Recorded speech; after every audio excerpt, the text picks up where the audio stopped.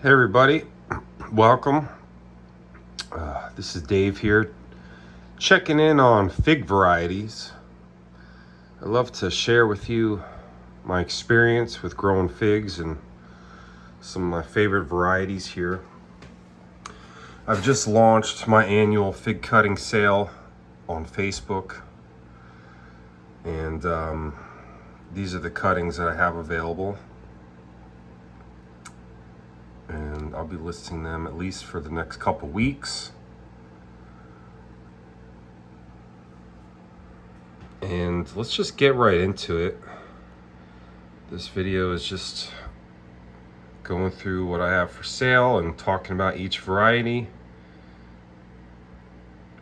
Battaglia Green is an Adriatic fig that should be reliable in this climate.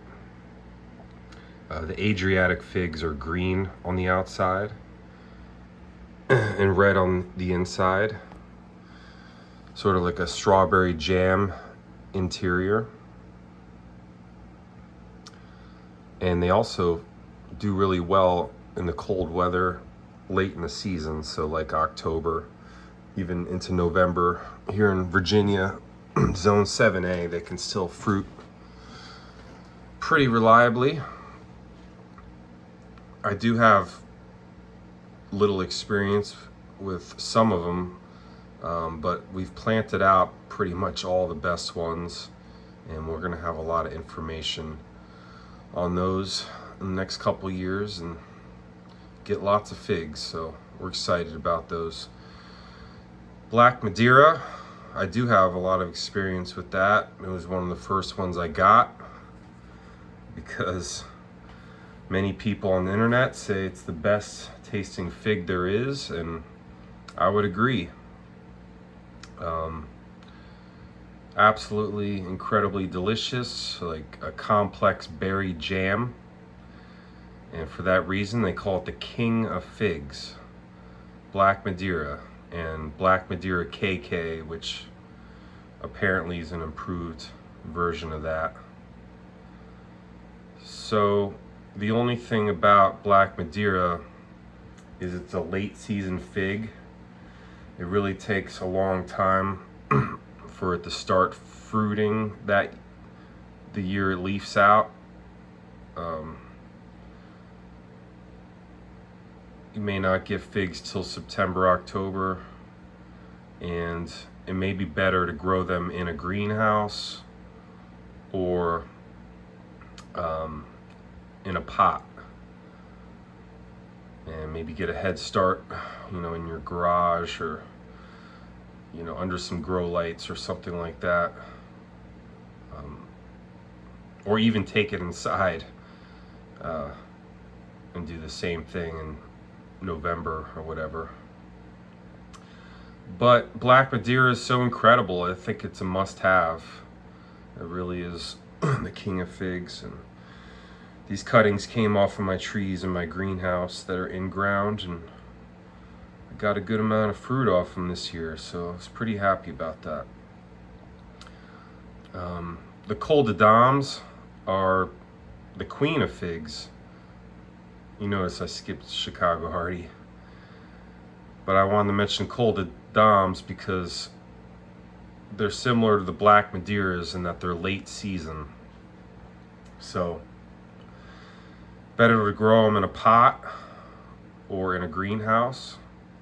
And don't get me wrong, you can grow them in the ground here, Black Madeiras and Col de Dames, and I do. But you really want to have them protected and up against a wall or your house. Put bricks or stones or something around them, or just at least cover them in the winter, because you got to protect that wood, because if they die back to the ground, I don't know if they'll fruit. Whereas Chicago Hardy, incredibly reliable. If it does die back to the ground, it will probably still fruit that same year, because it's an earlier season variety, and most likely it will not die back to the ground. If you have an established tree, you may not even need to cover it. That's the one fig you have to have if you're in zone 7A or 6B or something like that, is Chicago Hardy, because it's just so reliable. We have a lot of trees for sale, actually, if you're not wanting to deal with the cuttings. We have trees for sale inside the greenhouse in 3-gallon containers for $50. But if you want to just get a stick for $5 and try to root it out yourself, you can too. If you want to do the work to do that, trying to set you up for success here. I am going to do another video shortly on rooting the figs from cuttings. So any day now I'll have that out as well. But I wanted to talk about the varieties because I'm getting a lot of questions on those. Okay, so back to the Col de Dames. They're amazing. They're the best textured fig ever. Like, tastes like cake. Or Ross the Fig Boss likes to say it tastes like pancake batter. Have to give a shout out to Ross, by the way. So much of what I've learned has come from him. And grateful that we've become friends. And if you want to get more in-depth videos on figs, go ahead and look him up. Again, Ross the Fig Boss. May as well give a shout out to Big Bill as well, from Off the Beaten Path, who has given me a lot of tips on how to grow figs. And he sells a lot of these figs as well, and we have very similar prices, if not the exact same. But he might be sold out of a lot of these, and so here I am to kind of fill in the gap. Or vice versa, you know, he has a lot of varieties I don't have, or he's got more trees for sale, or he will, at least in the spring. Anyway, I digress. So back to the varieties. Figoin. And yeah, you know, Ross has talked about this one extensively. I think it's his favorite one. Also known as Verdino del Nord. Has so many good qualities. It can dry on the tree. It's early. It resists splitting. It's highly productive. So a lot of reasons to get Figoin. It's a rather new one for me. I've not gotten much fruit out of it yet, but we have a couple trees and we're super excited about it. All right, Golden Riverside. Now this one is a winner. Unbelievable. I mean, I got 200 fruits off my tree in my greenhouse, granted. But the thing just fruits and fruits and fruits and doesn't want to stop. And it's incredibly delicious. Probably the best honey fig I have, although Peter's honey is fabulous as well. But Golden Riverside, you know, it's huge, which could be not the best thing, but it just is so productive, and I think everyone should have it. And we have some in the ground. We'll see how they do. I would say any of these you can grow in the ground, really, as long as you provide protection. The only ones that I know aren't as reliable in the ground are Black Madeira and the Col de Dames, just because they need that long season. So the others, you know, I fruited most of these in the ground, so they're hardy. Anyway, Green Michurinska is similar to an Adriatic fig. Technically it might be, but it has some unique characteristics. I think one of them being that it produces really good Breba crop. I think Ross pointed that out, and it's just highly productive. So that's why it's a little more expensive than some of the others. It's more in demand, and really I don't want to sell it, but if there's someone out there that really wants this, we can offer it to them. I'd rather truthfully just create more trees, but we're raising money for our new greenhouse, and we got to sell what we can here. So anyway, improved Celeste, very reliable. It's a workhorse fig. I have it right outside my door here. Pretty delicious, especially when you let it fully ripen. Does really well, resists splitting pretty good. Celeste in general is apparently the #1 fig in humid climates. It's extremely popular down south. It is hardy too. So everyone should have a Celeste, in my opinion. Little Ruby, fabulous. Apparently it's a hardy Chicago seedling. It's a dwarf fig, produces extremely tiny figs. At times, at least, you know, generally they're small, but sometimes they're like really, really small, and they're pretty delicious. And they ripen so quickly, within like a couple days when they start swelling on the tree. They just ripen really quickly, which is good because it has an open eye. So the open eye, you know, insects or whatever can get in, but because it ripens so quickly, they don't get to it. I have a tree in my greenhouse. I also have, I think, 2 outside, 1 in front of my house. I'm gonna start a bunch of these trees. Just, I think they'll do well in pots. I just think everyone should have this one as well. Such a cool one to grow.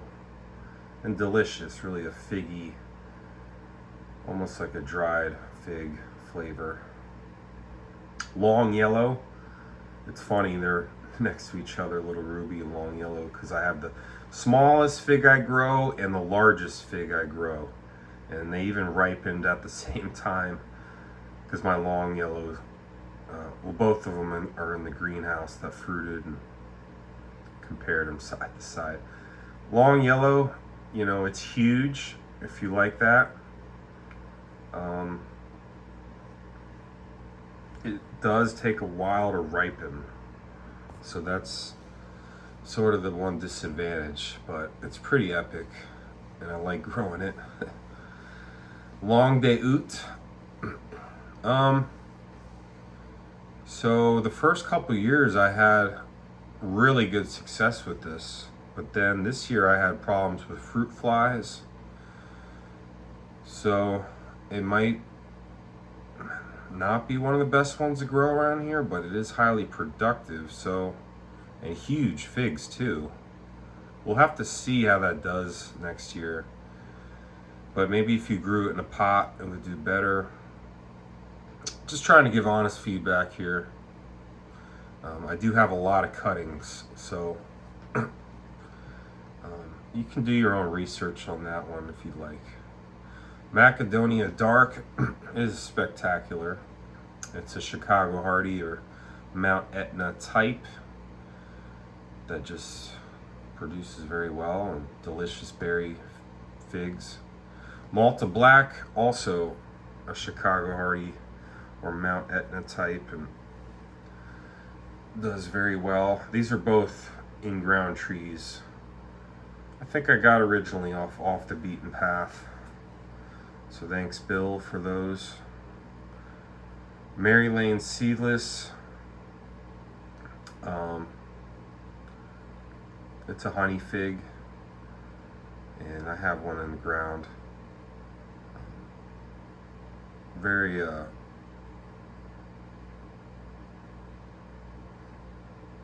very fast growing. But I haven't gotten a lot of fruit off it yet, so it's a young tree I have. Okay, Moro de Caneva. Wow, I can't say enough about this fig. I have one in my greenhouse.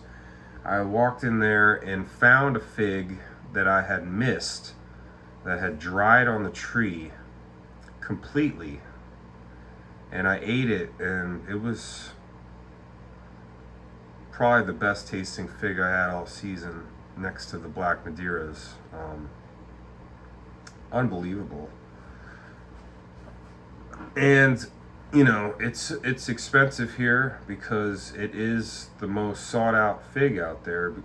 It's so reliable. The shape of it allows water to shed off easily, and so it doesn't crack or split. It's hardy. Grows in like colder regions of Italy, apparently. Delicious, extremely productive. It does produce breba, so it checks off all of them. And I again, I don't want to sell any of these really. That and green Michurinska. I think those are Ross's best producing figs of 2024. Anyway, Neruccio del Elba, really reliable, sort of a dwarf. Has sort of a bitter flavor. It's interesting. Maybe even a chocolate or coffee or something. The skin, I guess, is just bitter, but it does still taste good. I mean, it's sweet, but it has this unique bitter flavor to it. Hardy, apparently, and you know, this can also dry on the tree. They're very, very small, so if you miss it, if you don't see the fruit, you come back. You can still pick it and just have it be a dried fig, especially if it doesn't rain. Paradiso Bronze, I have one right outside my window here. It's a good Adriatic fig, pretty delicious. Like strawberry jam. Peter's Honey, I really was blown away by this one this year. We got a lot of good fruit, delicious, hardy, reliable, I would say. Good one to have. I don't really want to sell that one either. I want to create more trees of it. But if there's people out there that want it, then you know, we'll keep moving. Spread Fig Nation. Peter's Honey. Okay, Rockaway Green. Yeah, that's another Adriatic. I don't know much about it. Ronde de Bordeaux, one of the earliest figs to fruit. Delicious. Tacoma Violette. Also Chicago Hardy type. Very reliable and solid. Texas BA1, supposed to be a Hardy Smith, which is one of the best tasting figs I grow. Texas Everbearing, I have not fruited. That's the only one here I have not fruited, so I can't comment on that. Probably shouldn't be selling it, but I have cuttings. White Triana, amazing. Does take a while to ripen. Like, you got to let it hang, because just a couple days difference will make all the difference in the world. Zafiro was unique, caramel and sugary, like nothing else I've had. Maybe similar to a Black Mission or something, but I got a ton of cuttings of those. So yeah, you know, please, if you can support the channel here, support Planetary Farms, get some cuttings of your own, figs of your own, trees of your own. We got this list here. I think it's a good solid list. can see I got fig varieties here. I did want to point out that's my new greenhouse project out there, and all the money going toward that right there. So anything you purchase, there's guys out there digging right now. So anyway, it's a beautiful morning out here. The sun is coming up, and thank you so much. Make sure to get some fig varieties.